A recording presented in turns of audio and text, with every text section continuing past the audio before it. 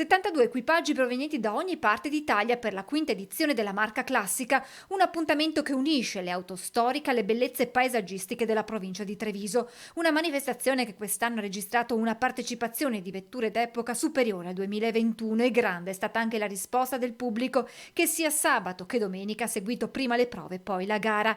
Gara partita da Treviso e che si è snodata tra Castelfranco, Cavaso, Asolo, tornando nel capoluogo della marca dove era collocato il traguardo finale. Gara molto tecnica, percorso bellissimo, con delle insidie messe veramente in maniera gagliarda, come si dice.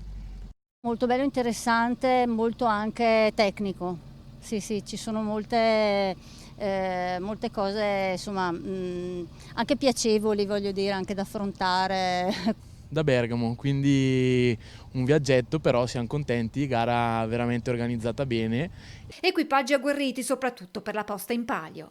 Ci sono almeno una decina di top driver, cioè quelli più bravi, e siamo alla 10ª tappa di quello che è il campionato d'Italia, ne mancano altre 2 e pertanto nelle ultime 3, come si dice, insomma, si cominciano a fare i calcoli di chi può ambire a diventare il campione dell'anno.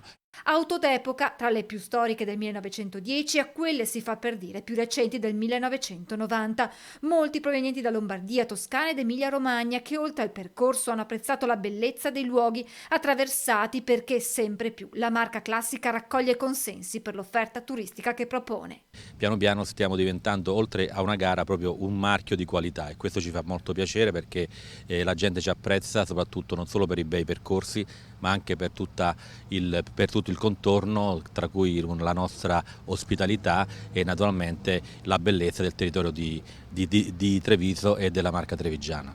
Per la cronaca, quarta vittoria su 5 edizioni per Alberto e Giuseppe Scapolo che con la Fiat 508C tagliano per primi il traguardo finale.